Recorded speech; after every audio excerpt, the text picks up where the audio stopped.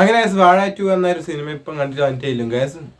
അയാളുടെ മൂവി ഇറങ്ങിയിട്ട് 15 ദിവസങ്ങൾക്ക് ശേഷമാണ് ഞാൻ ഇന്ന് കാണുന്ന സിനിമയെക്കുറിച്ച് പറയുകയാണെങ്കിൽ ഗൈസ് ഒരു അടിപൊളി ഫാന്റാസ്റ്റിക് മൂവി തന്നെയാണ്. ഈ വെക്കേഷനിൽ ഈ സിനിമ നമുക്ക് തന്നതിൽ ഒരു താങ്ക് തന്നെ പറയുന്നു. കാര്യം പറയാലോ അടിപൊളി സിനിമ ഗൈസ്. കോമഡിക്ക് കോമഡി, ഫൈറ്റിന് ഫൈറ്റ്, സെന്റിമെന്റ്സ് എൻ്റെ പൊന്നളിയാ. അപ്പൊ സിനിമയെ കുറിച്ച് പറയുകയാണെങ്കിൽ പറ്റും ഗൈസ്. ആദ്യം നമ്മളെ കുറെ ചിരിപ്പിക്കും ഗൈസ്. ചിരിപ്പിച്ച് ഗൈസ് ലാസ്റ്റ് ഒരു കരയിപ്പിക്കുക. എല്ലാവരും കരയിക്കും. സിനിമേൻ്റെ കുറെ റിവ്യൂ ഉണ്ടെങ്കിലും എല്ലാവരും പറയുന്നുണ്ട് ഈ സിനിമയെ കുറിച്ച്. ആദ്യം നമ്മൾ ചിരിപ്പിക്കും, പിന്നെ നമ്മളെ കരയിപ്പിക്കും. അങ്ങനത്തെ ഒരു സിനിമ കഴിക്കണം. സിനിമയായിട്ട് അടിപൊളി സിനിമയാണ്. ഒരു സിനിമ എങ്ങനെ എടുക്കേണ്ടതെന്ന് കാണിച്ചു തന്നിരിക്കുകയാണ് ഇവിടെ. എല്ലാം ഉണ്ട് സിനിമക്ക് എന്തായാലും ആവശ്യമില്ല, അതൊക്കെ ഉണ്ട് സിനിമക്ക്. അടിപൊളി കഴിക്കാണ് ഗൈസ്. നമ്മുടെ ക്ലൈമാക്സ് ആണ് എൻ്റെ മുത്തുമണി. ക്ലൈമാക്സ് അടിപൊളിയാക്കിയിട്ട് എടുത്തിട്ടുണ്ട്. അഭിനയിച്ച എല്ലാവരും കിടിലൻ പെർഫോമൻസ് തന്നെയായിരുന്നു. പ്രത്യേകിച്ച് ഹാഷിർ ടീംസ്, പിന്നെ അമീനും ടീംസ്, പിന്നെ സാബർ ജൂനിയർ ടീംസ് എല്ലാവരും അടിപൊളിയായിട്ട് അഭിനയിച്ചിട്ടുണ്ട്.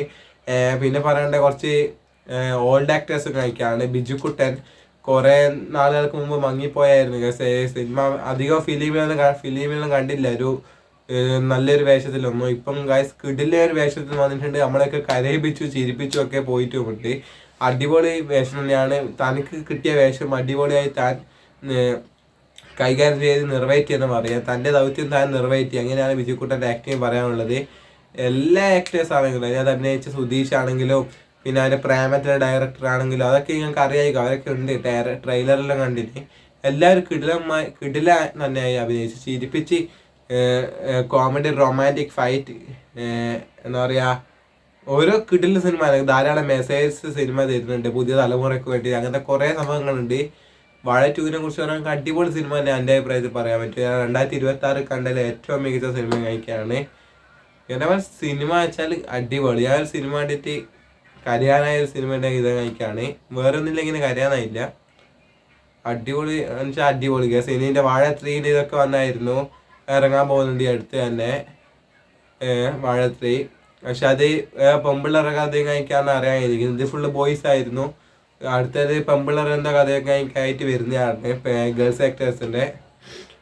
ക്ലൈമാക്സ് എൻ്റെ ക്ലൈമാക്സ് ആണ് ഏറ്റവും ഇഷ്ടപ്പെട്ട സിനിമയിൽ. ക്ലൈമാക്സും പിന്നെ ഫസ്റ്റിലെ കുറേ ഫൈറ്റ്സൊക്കെ അങ്ങനത്തെ കുറേ കാര്യങ്ങളുണ്ട്. അതെല്ലാം നമുക്ക് ഓർത്തെടുക്കാൻ പറ്റുന്ന കുറേ മൊമെന്റ്സ് ഉണ്ട്. അതൊക്കെ പറഞ്ഞങ്ങോട്ട് സ്പോയിലർ ആവേണ്ട പറയുന്നില്ല. പിന്നെ പറയാനുള്ള വെച്ചാൽ മ്യൂസിക് എല്ലാ മ്യൂസിക്കും അടിപൊളി തന്നെയായിരുന്നു.